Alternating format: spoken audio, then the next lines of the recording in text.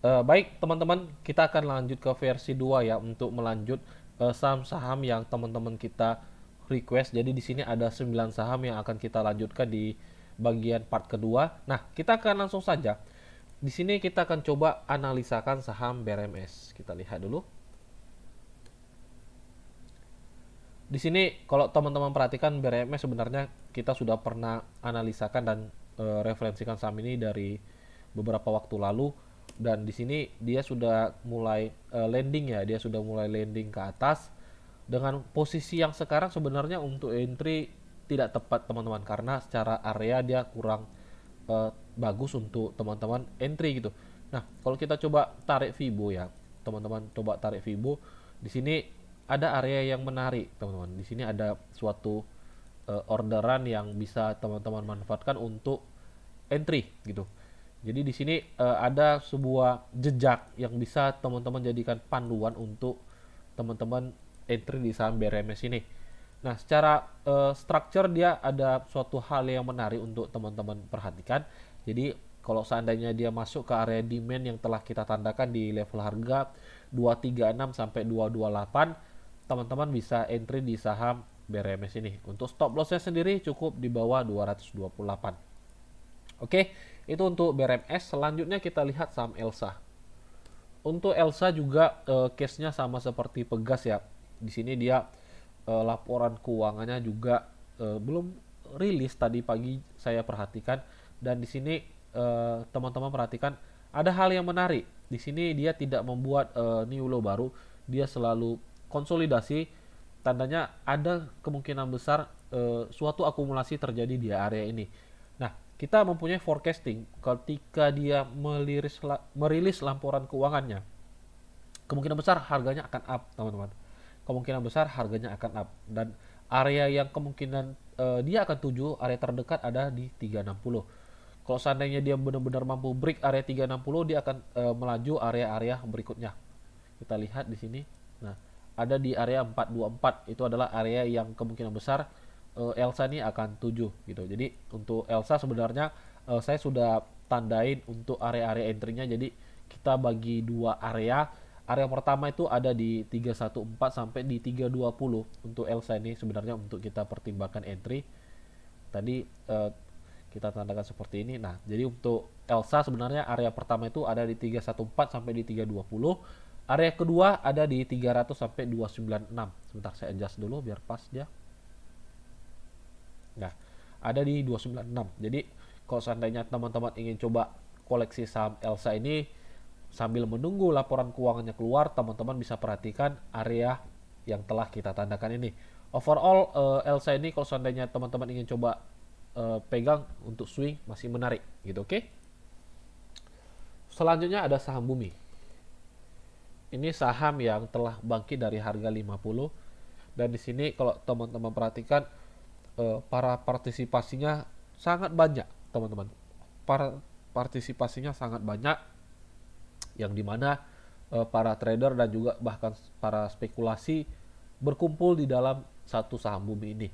Jadi di sini sebenarnya kalau teman-teman perhatikan historinya Bumi ini juga dari harganya 50 dia pernah kembali ke atas bahkan sampai hampir 500. Di sini teman-teman perhatikan dia pernah sampai 500. Nah, di sini saya yakin dan percaya ketika Bumi sampai ke area 500, pasti banyak para trader atau spekulator yang berharap saham Bumi ini akan menuju 1000.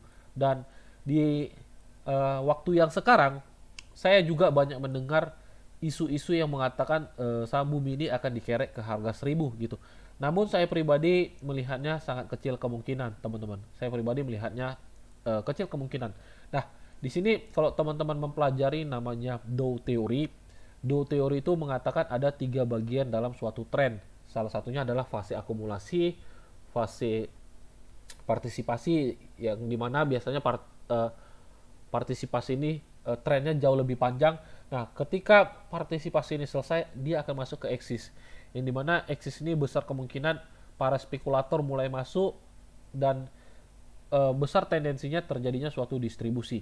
Jadi kalau seandainya teman-teman perhatikan, saya lihat sih Bumi ini udah cukup riskan. Eh, Kalau seandainya teman-teman ingin entry, atau coba scalper saham ini masih menarik karena saham ini volatilitasnya cukup gede. Tapi kalau seandainya teman-teman ingin hold jangka panjang, harus perhatikan teman-teman, harus perhatikan dan harus jaga dengan stop loss yang sangat ketat. Karena besar kemungkinan ketika harganya sudah reverse ke trend bullish, dia bisa jatuh ke 50 lagi, itu nggak menutup kemungkinan. Karena dari historinya kita pernah melihat bahkan dia pernah bangkit sampai ke 500 dan ujung-ujungnya jatuh ke 50 juga gitu. Jadi ya teman-teman juga harus perhatikan ketika ingin trading di saham yang seperti ini, perhatikan area-area yang penting. Ketika teman-teman sudah buat roadmapnya dan area penting itu dia telah break, yaudah cut loss saham itu teman-teman gitu. Oke. Nah, bumi ini kalau seandainya besok dia mencoba memasuki area-area ini, ya teman-teman bisa coba swing-swingkan, bukan swing ya, boleh tektok-tektokan saham bumi ini gitu. Jadi untuk stop lossnya sendiri cukup di bawah 152 gitu teman-teman. Jadi jadikan ini candlestick yang ini sebagai seperti pondasi ya, pondasi teman-teman. Coba angkat saham bumi ini ke atas. Tapi kalau seandainya dia break di bawah 152, tandanya buyer yang membentuk candlestick ini sudah tidak ada di saham bumi ini atau sudah tidak ngotot ingin membeli saham bumi ini di harga 152 gitu. Oke. Jadi kalau seandainya teman-teman ingin coba spekulasi di saham bumi ini, pastikan ukur dulu risknya dan buat trade plan teman-teman gitu. Oke. Nah, selanjutnya ada saham ADMF. Untuk ADMF di sini teman-teman perhatikan sahamnya mempunyai gerakan yang cukup kurang liquid ya. Kalau teman-teman perhatikan di sini sebenarnya secara candlestick kita sudah bisa baca secara psikologinya itu dia kurang liquid gitu. Nah, kalau seandainya teman-teman bicara fundamental, saham ADMF ini secara fundamental bagus, tapi kalau secara structure market dia jalannya cukup slow. Nah, kalau seandainya teman-teman ingin entry di saham ADMF ini, pastikan teman-teman tuh punya kesabaran. Jangan nanti teman-teman ingin entry di saham ini tapi teman-teman tuh berharap dia 2 hari langsung naik 10%. Nggak bisa seperti itu untuk saham ADMF ini sendiri teman-teman. Nah, untuk stop loss cukup di bawah 8075 sendiri, cukup di bawah swing low di area ini aja gitu. Kalau seandainya dia break area ini, besar kemungkinan dia akan menuju area swing low berikutnya, yaitu di area yang ini gitu. Oke, itu untuk ADMF. Selanjutnya ada saham Astra. Nah, untuk Astra sendiri sebenarnya harga sudah jalan teman-teman. Saya sudah buatkan roadmapnya ya sebelumnya. Jadi kita sudah pernah punya barang dari harga bawah dan dia sudah landing ke atas. Nah, di sini kalau teman-teman perhatikan pelajaran Dow teori, di sini ada fase akumulasi namanya. Ini fase akumulasi, dia retest dan langsung dia trending nih. Teman-teman perhatikan dia area trending. Nah, di sini bisa dikatakan area partisipan, teman-teman. Di sini dia mulai partisipan. Nah, sekarang dia telah membentuk base. Dia telah membentuk base di sini. Kalau seandainya teman-teman ingin entry di saham Astra ini, tunggu dia break di atas 7050. Kalau seandainya dia break di atas 7050, teman-teman bisa buy on breakout area saham Astra ini, dan area terdekat yang akan dia capai setidaknya di area 7700. Overall Astra ini masih menarik untuk teman-teman perhatikan, namun kalau untuk entry tunggu konfirmasinya. Jadi konfirmasinya dia tunggu break di atas 7050 gitu. Oke. Selanjutnya saham Antam. Untuk Antam saya sudah buat roadmapnya sebenarnya.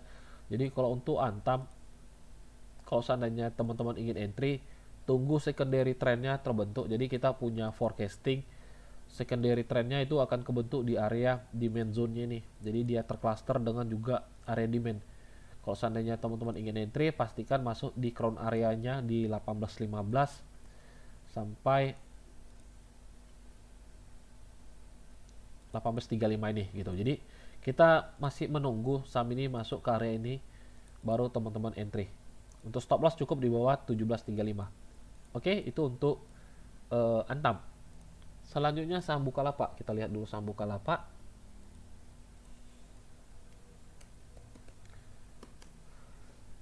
Untuk Bukalapak sendiri teman-teman perhatikan area buy 2 kita telah dia break juga. Kita forecasting ulang. Kita lihat dulu dia mau kemana. Di perdagangan hari ini juga dia ditutup minus. Sebentar ya, kita analisa dulu. kemungkinan besar sih dia akan lewat area Fibonacci-nya nih. Jadi kita coba ambil area kritisinya, area kritikalnya aja. Teman-teman perhatikan area kritikalnya kalau kita ubah time frame ke H4. Nah, kita ada temukan sebuah gap yang temukan di area 270 gitu. Jadi kalau seandainya teman-teman ingin entry di saham Bukalapak ini, lebih baik kita coba menganalisa sekritis mungkin untuk saham yang seperti ini, karena ini saham teman-teman juga harus ketahui bahwasanya dia mempunyai volatilitas yang cukup tinggi gitu. Jadi mending tunggu dia masuk area ini aja gitu. Oke, itu untuk Bukalapak teman-teman.